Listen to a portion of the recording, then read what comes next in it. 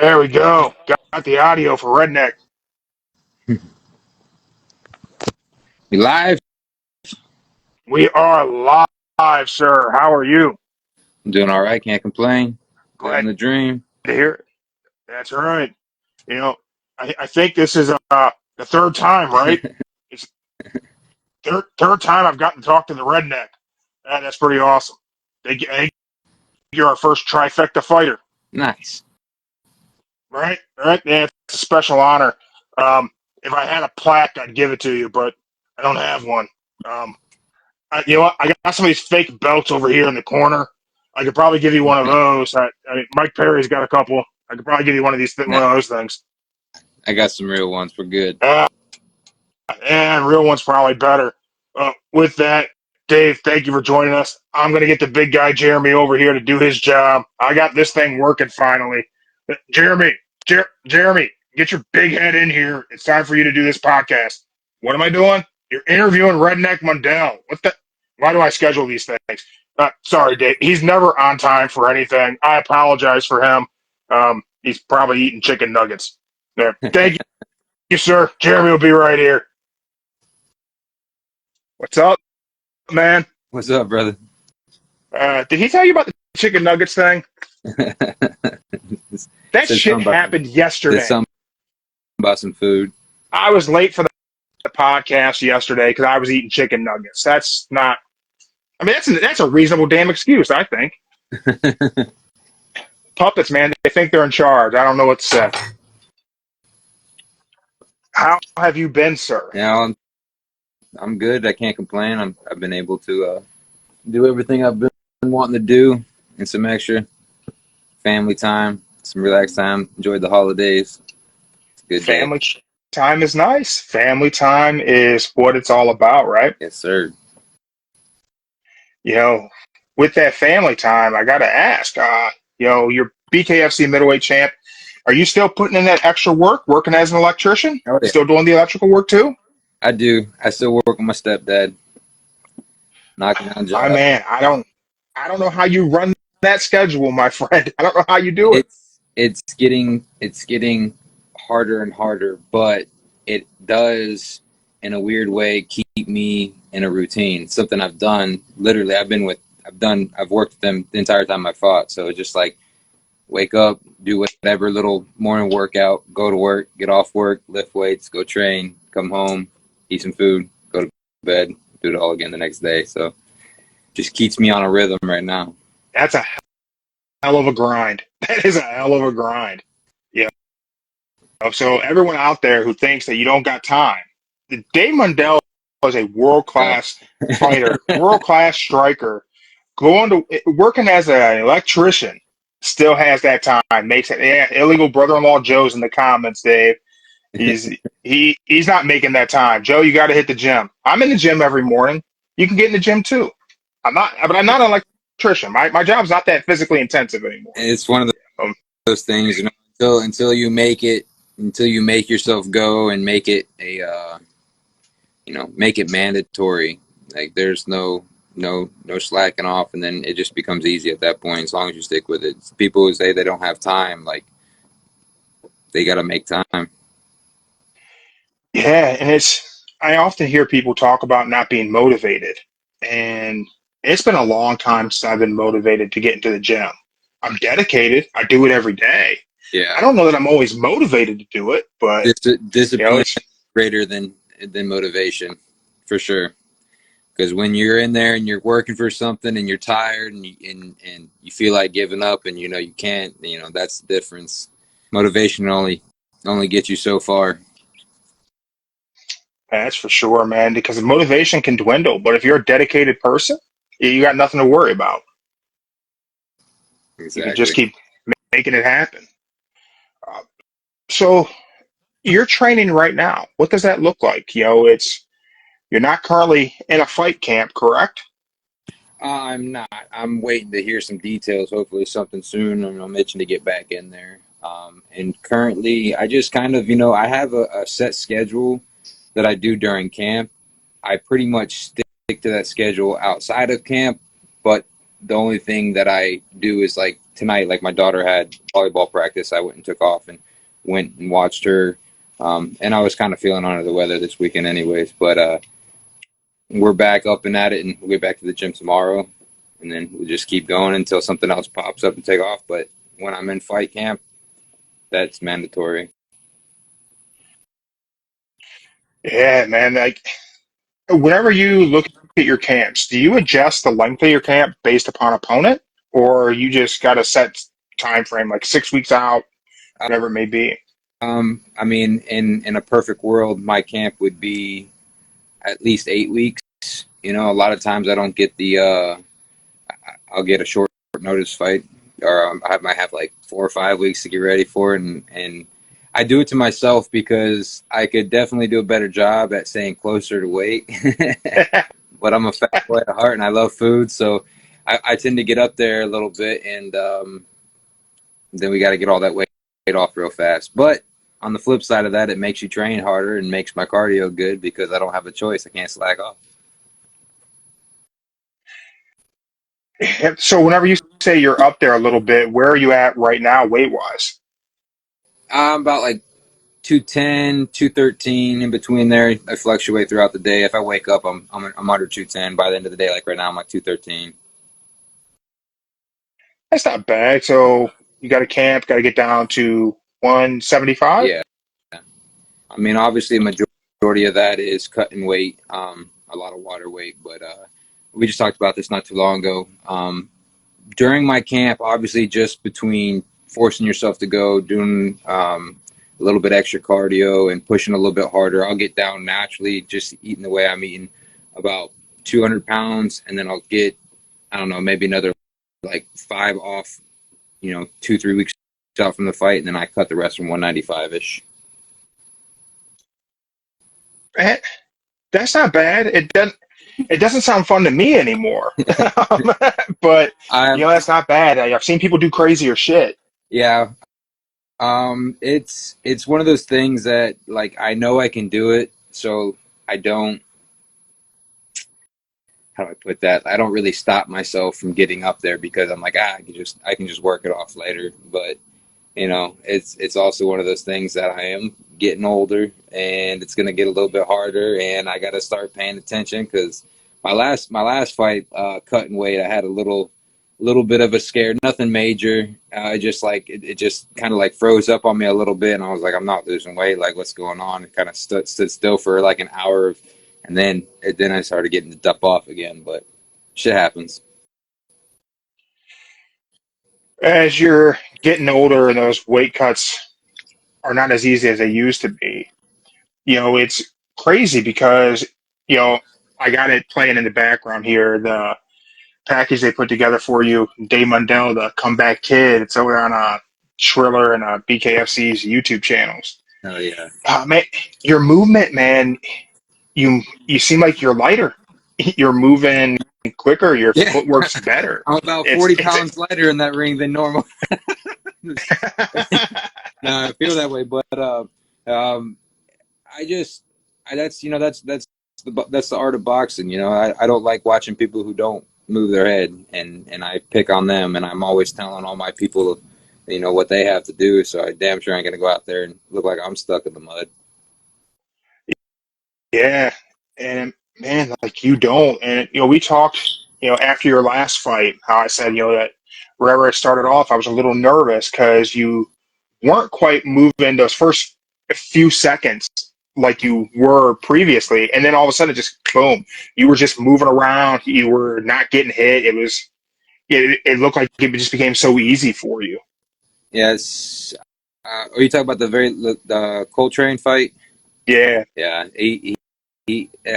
it goes back to like taking every opponent seriously, which I do, but like walking in there and then giving them too much respect, because I don't want to take them lightly, and I'm kind of like trying to feel shit out, and it's not needed all the time. And so when when I caught that stupid little jab that swelled my eye up, I got pissed off a little bit, and also knew I had to finish the fight quick so I didn't get stopped over some bullshit like that. So I just turned on the heat. yeah, and that you did. That's for damn sure. And then we had the post-fight, that interaction with you and Mike Perry.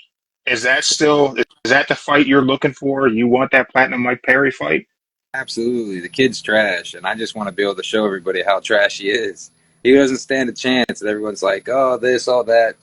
Just wait, just wait. When it happens, because it's going to happen, and when it happens, everyone's going to see. You see in the comments, there's so much shit on social media. Everybody calls back to when you and him fought previously. And I, I find myself constantly, trying to explain to people, like, you're not the same fighter. And bare knuckle's not the same sport. It's a totally different thing. Different sport, And different levels. and I don't mean to shit on Mike Perry, but I don't see an evolution in Mike Perry from his time in MMA to his time in bare knuckle. For me, from my perspective, he's fighting the same as he's always fought. There's If no evolution. like If anything, he's gotten slower. yeah, he's gotten comfortable. You know, he's made that money. He's lax, and he's banking off of being tough. You know? He likes to eat punches. I, I guarantee you, he's not going to eat mine. And that's one of the things that he has said in interviews about, taking one to give one. You're right. He rests on the idea that he's tough and he can eat shots. But if anyone who hasn't seen it, go back and watch Dave Mundell versus Richie and those shots that you were dropping him with. I mean, no one's going to stand in front of you and eat those shots. It's just not going to happen. I don't. And especially like Mike, who literally doesn't move his head. I can just pick and choose when I want to throw. It'd be easy. So easy. So easy. How likely do you see that being your next fight? Do you think they're going to? I mean, they call him the face of BKFC. That I disagree with it. I don't think Mike Perry's the face of BKFC, but they're banking off of his popularity. So they're using him to bring in as much money as possible, much eyes to the sport. I get it. I'm fine with. I think someone said something about he had like a 4-fight contract, 3-fight contract. I don't know. It doesn't matter. Whenever it comes to the end of that contract, and they're like, okay, we've gotten everything we can out of Mike. Let's go ahead and feed him to Dave, and then I'm gonna whoop that boy's ass and forget about Mike. yeah, I mean, there's a lot of speculation that the UFC has a interest in Mike Perry again, and I don't know that I think that's necessarily factual. But I think, maybe that's the send off from BKFC to send him back is to finally feed him to you and let you send him back damaged goods. But, I think I see so many people because, since me and you sat down and had our first conversation, BKFC has, as we predicted, continued to blow up. And you're right, they've used Mike Perry. They've used that image of him spitting blood, which is a badass picture. But that don't make him the face of BKFC, in my opinion. I don't get it either. It's just the fact that he's tough. That's it. That's all it is. They want to see that. Everyone likes watching people get their ass beat. So he gets his ass beat. Yeah. He does. That's they talk about the dog in the fight, but man, like it's interesting to see some of the punishment he's taken and turned it around on guys who are just significantly less durable. And this doc they put out of you, they call you the comeback kid. How do you like that? Do you feel comfortable being called the comeback kid? I've really lost a round. I think I've lost one round my entire career, and that's when I got knocked down by Grusso. I can never remember this kid's name. I hate it, but I lost the first round. Then after that, I wiped the floor with him. But that's it. Yeah, I see that they called this the comeback kid. That was one of the key things I wanted to ask you about. 'Cause I'm like, which one of these fights that they're going to put in here is Dave making a comeback? It's not. I can't think of a scenario where I thought you were in jeopardy and you fought back from that adversity. It's your BKFC career has been a lot of surprising the shit out of people with your power, I think. Yeah. People look outside looking in, and they don't realize what it's like when you're in there. And I have my own style, so I don't really change it up or anything. But it's like everybody I fight is different. Little things just happen differently. It depends on how they're going to push forward, and it's hard to relate to that unless you fought before. But it's easier to shine on somebody who doesn't know how to fight. But then you get in there with somebody that will fight, and then you can make the other person look like they don't know how to fight. So it's just it's what it is. Yeah. I feel like, if we can see here in your BKFC career, I feel like you've been put into these situations where you're at a reach disadvantage and somehow it's never a factor. You know, is that something you specifically work on? That getting inside with what is, I mean, those of you guys who can see it, this is you against Lane. I'm You're getting in there and out. at the reach of 6 foot. I got some ape hangers for arms. No, I know how to box. Yeah, I know the art. I love it. I go in there. I train. I'm never really satisfied with my performance. I go in there. If something happens, if I'm sparring with somebody and they get the better of me that day, and I go home and I'm just sitting there thinking about it, and I'm like, how am I going to stop that from happening? Outside of that, my coaches and everybody always, they see things. They're giving me my focal points, things that I need to work on, and it just light years ahead of these guys in the BKFC. They're all brawlers. There's not even an intelligent brawling scenario behind them. They just throw to throw. They don't know why they're throwing. They're just closing their eyes, praying they connect to something, and that's it. I'm setting traps. I'm moving around them. I'm making them miss. I'm making them pay, and that's just how the sport's supposed to be. Is there someone out there, whether it be BKFC, whether it be an MMA promotion, or what? Now there's a ton more bare knuckle organizations across the world than there were a year ago. Is there anyone out there that you see that you would say is someone who you would have a lot more fun with in the ring because their skill level is beyond those guys currently in your weight class in BKFC? No, listen, I'm light years ahead of everybody, and especially in this sport. Anybody from another boxing organization, anybody from UFC, like they're gonna come over. I have bare knuckle figured out. I am the best. There's nobody out there that could even hang with me, and I'll just continue to prove that. You know, there's some kids that are too tough for their own good. They might be able to last, and I might maybe won't knock them out, but they're not gonna win a round. I'm just gonna completely abuse Yeah. them for the full 10 minutes of the fight. I seen a quote. I think Lorenzo said it that BKFC is not a retirement home for UFC fighters. It's a graveyard, and I like that.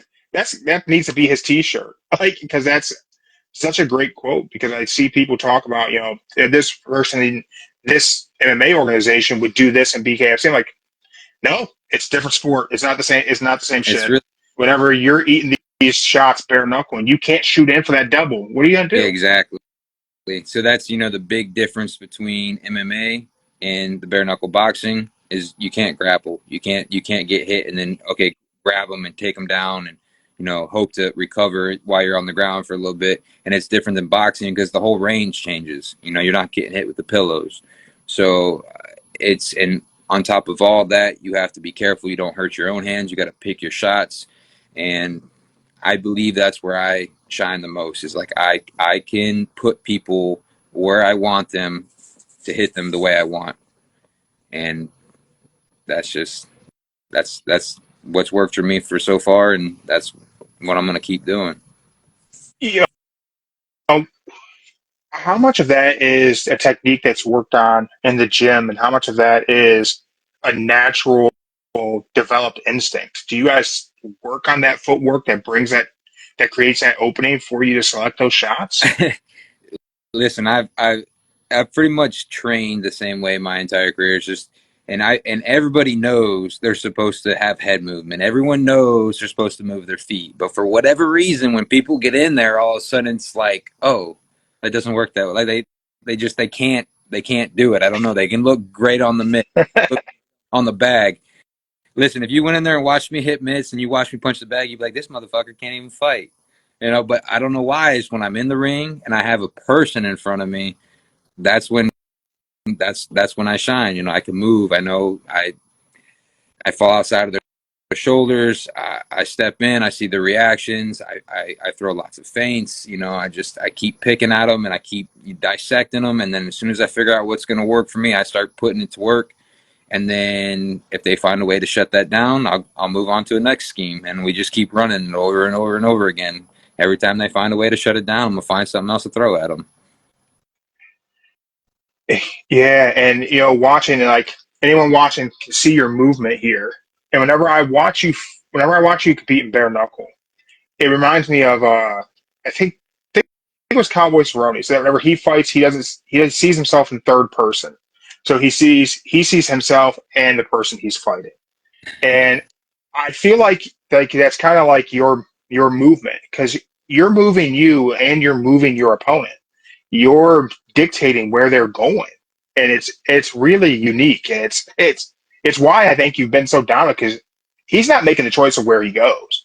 You're choosing that shit for him. Pushing them, I'm steering them. I'm always trying to win little mental battles and making them uncomfortable. Just something as stupid as if they want to circle to their left the whole time, and I start stepping out in front of them and then force them to the right, and all of a sudden they're like, they can't jab going that way. It's surprising on how many people have such huge flaws in their game, but they've done so well. But I'm gonna pick it out, and I'm gonna keep nitpicking at it, and I'm gonna make you adjust. Do you spend a good amount of time in your training camp watching tape on your opponent, looking for those flaws? I don't.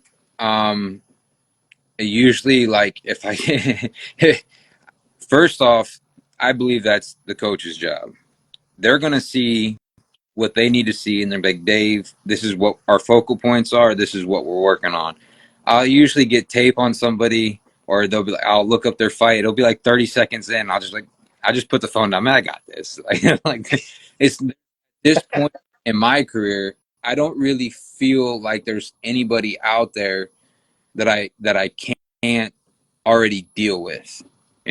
So I'm so used to making adjustments mid fight. In the middle of the round, it doesn't matter. Like, I'll adjust. I'll do what I need to take something away. And sometimes, like, for instance, when I fought Richmond, I was trying to kind of like keep him on the outside. Kind of was going to pick him apart and box with him a little bit.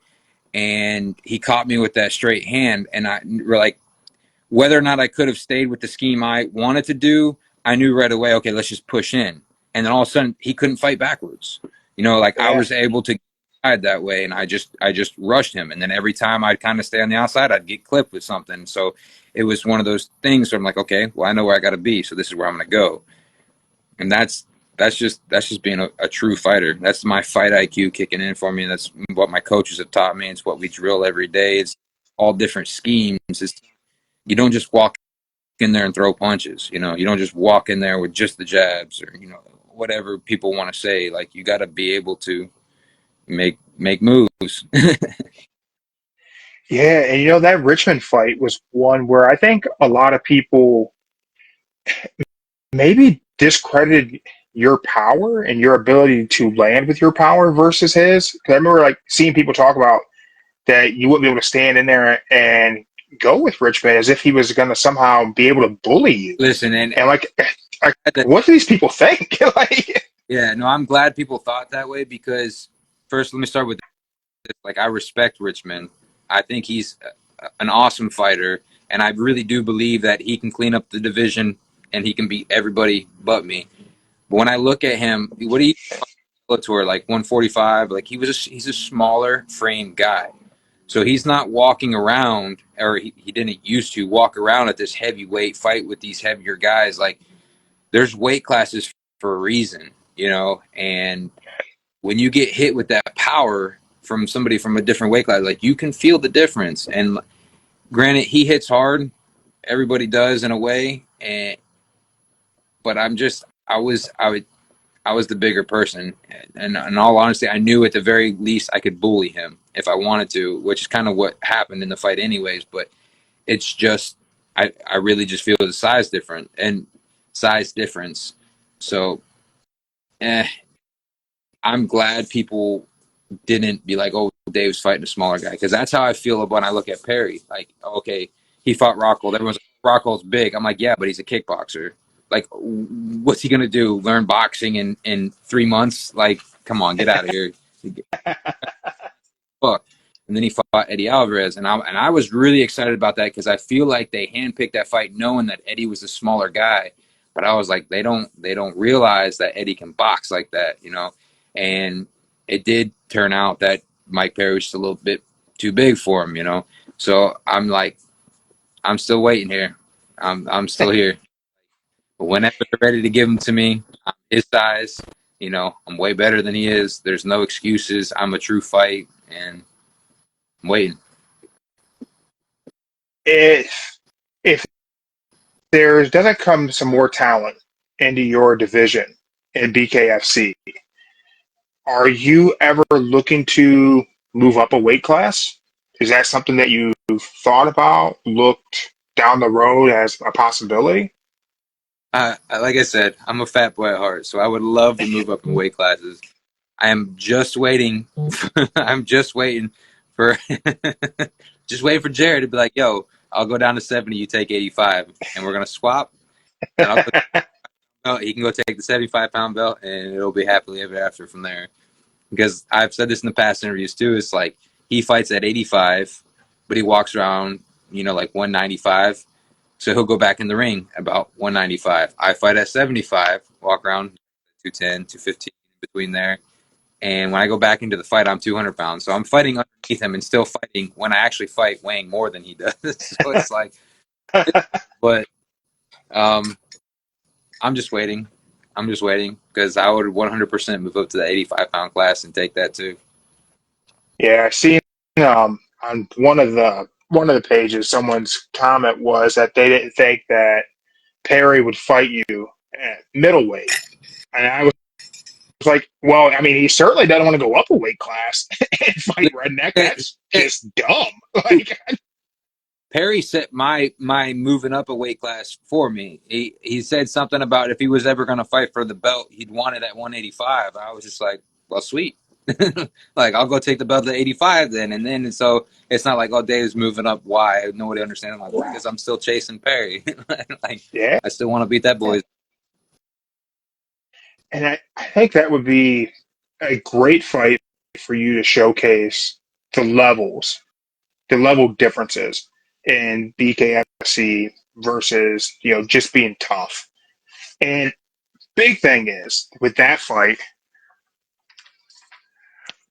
brother, that'd be such a payday for you. You would get so much money in that fight, and I would clean up betting on you because so many people I'm would really be so curious. stupid to take Mike Perry. Make the underdog? Would they make me the underdog? Like a little friend. Dude, I think they would make you an underdog. I really think they would. I made a joke one time because I forget who I was fighting.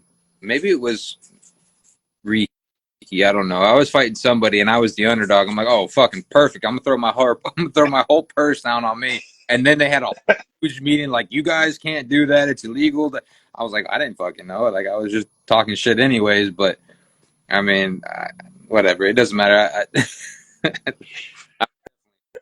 It's illegal to bet on yourself. I know this is crazy. I'm like, I can see one thing if you're gonna say like, I'm gonna bet that I'm gonna lose, and I go, lose. Like, okay, yeah, that's fucking suspicious. But to say that, hey, I'm gonna bet on myself to win, like, why is that illegal? I don't know. Whatever. I mean, in the Yeah. sense that we're doing that already because we're out there fighting, so we're betting that we're gonna win. But whatever. Yeah, that shit makes no sense to me. But just to make sure no one gets confused, Dave's not saying he's betting at all. He's not gambling on fighting in any capacity. We're good. Just don't send anyone after it. It doesn't make any sense to anybody. That shit's dumb. But yeah, man. And that Perry fight happens, I'm gonna be putting some money down on you because I think they would make you the underdog. You know? Yeah. As silly as that is, I think they would just because everyone thinks he's the face of BKFC. Listen, I think the shift team in general has made a lot of people a lot of money because we'll go in there and you could just parlay all of us and we clean house. And there's been a few times where you could put like $1 on it and win like $1,000. And I, I know a few guys who have made some fucking money doing it, which is pretty And, cool. thank you. Team from the Donnybrook Company was in here checking us out. They gotta get out of here. They do some great fight posters, man. Have you seen like? From them, and I actually like them guys. They made one for me, the Ricci fight, yeah, and then Yeah, we sent it to a lot of like my family members and stuff, and they helped out a lot, and they made a lot of people happy. So shout out to them as well. yeah, they do some great work. Absolutely fantastic work, man. Uh, so, when do you think you'll have something that's going to be a good offer for you to see you getting back in I there? was looking for March. I would like to fight in March, um, and then anytime. I mean, really, the sooner the better. At this point, I feel like I kind of need that push to go ahead and be like, all right, I gotta go back. I enjoyed being in fight camp. Is a lot of people, I don't know whether they do or not, because life is so simple. The simplicity, just wake up and know that I got to get to practice this time. I know I can only eat this much. Everything's kind of already out for me, and we just go. Like all those house chores, I'm like, nah, I can't get to them today. I gotta go. We'll get that shit after camp. Stuff like that. So it just makes I enjoy it. Like I can just put my head down and I can grind, and that's my favorite thing to do. Yeah, man, you got to be careful getting too much freedom to let that fat kid at heart, you know, come out and take things over. Before you know it, you're going to end up being like me and have to transition away from combat sports and move Listen, into strongman because you can be a fat boy and still be competitive. I see a lot of Patty, the UFC fighter, or whatever. How they're always like he fights it this way, and he's always gaining weight. Listen, I've been doing that shit for 10 years. Like I, I've done this for 10 years. Out of all like the nutritionists and stuff too, I talk to, I'm like, what's the most weight you've ever seen somebody gain before stepping back in the cage? They're all like, like 20 pounds. I'm like, yeah, I'm at 26. They're like, oh, like that's what I do. Man, that's insane.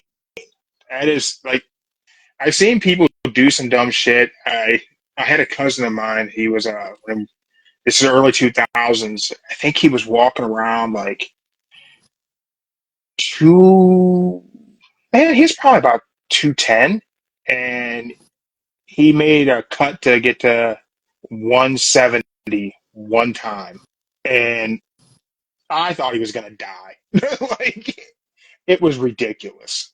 That's another thing too. I used to MMA this I used to fight at was 170, so I used to cut down there to 170. So I used to get it. So having those 5 pounds for the BKFC has always been so nice, but I'm still complaining because I 85. I don't know. I'm a mess. What can I say?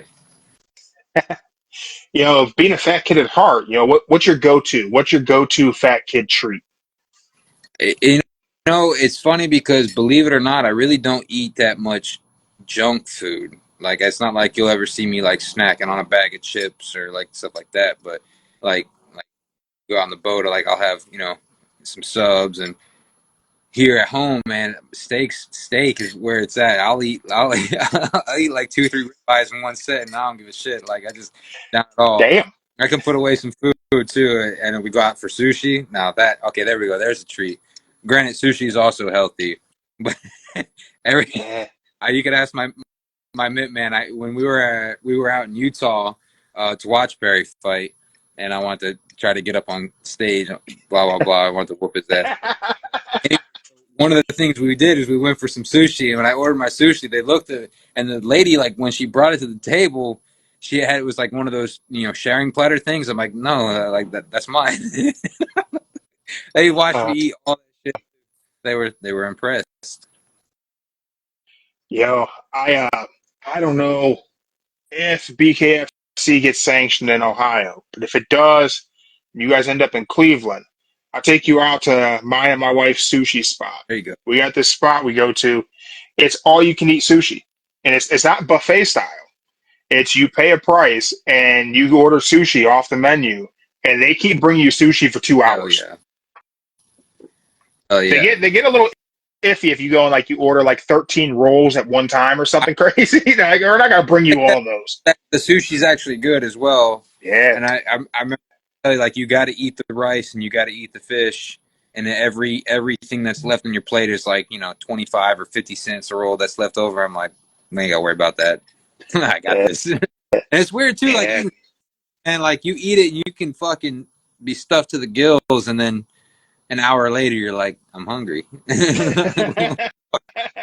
it's all that rice, man. Just burns up. Yes, it's right to my love handle. That's all right. It just makes you more durable. Yeah, exactly. Insulation. But man, before we get out of here, any sponsors you need to shout out? Anybody you want to thank? Anything you need to plug? I just want to thank everybody for tuning in. You guys, the fans is what makes all this worth it. What makes this lifestyle possible. Because without you guys wanting to tune in to watch me beat some people up, I wouldn't make no money, and then I'd have to just work. Well, good thing is, man, we had David Feldman on, last week, and he's working on a lot more deals. He got a partnership with Connor's Stout Company, and he said he's got a lot of things cooking to change fighters' lives who've been loyal to him. So I know he said he was looking to set up a fight in Saudi Arabia. Now, something I usually don't do is fight out of the country just because it's kind of sketchy, but I don't know why. But I want to fight over there. So Feldman, let's set that up. Yeah, he was talking about, looking at other countries and other things on the agenda, and he was expecting to make some. He said that we would have some partnership announcements inside of a week, which we got that with Connor's Forged Stout. And he said, some other countries could be announced inside of 2 weeks. So that clock's ticking. We're about 8 days out from the deadline of what he was saying. So who knows what we could be hearing here soon from Mr. Feldman. Yeah, it's a busy man, and I he appreciate is. everything he does. So I'm staying. Yeah. Can't wait to figure it all out. Yeah, you told me before you're loyal to BKFC and you didn't even have a contract, walking around with a title, no contract holding you there. So that says something about his leadership and how he's running that promotion, and I think it speaks highly of him. Want to fight on this guy on this date against this guy? It's like, send it over. Let's do it. That's awesome, man.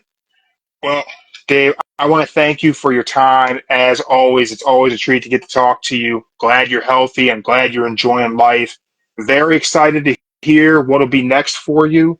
And when that fight announcement gets made, be happy to have you on. So that way, we can both talk shit about your opponent, honestly. Do it. All right, Dave, thank you very much for joining us. I appreciate you, my friend. You take care. You too, brother. Thank you, everyone who checked us out. We appreciate you guys checking us out live on Instagram. If you didn't catch this live on Instagram, I appreciate you checking us out on Spotify, YouTube, Rumble, Google Podcasts, or wherever it is you found us. I thank you. Mark the Monster thanks you. We will be back later on in the week. We'll talk WWE, AEW. The Royal Rumble's coming up on Saturday. Everybody who's here, go watch Monday Night Raw. Let's see what Seth Rollins is doing with that belt. We're out.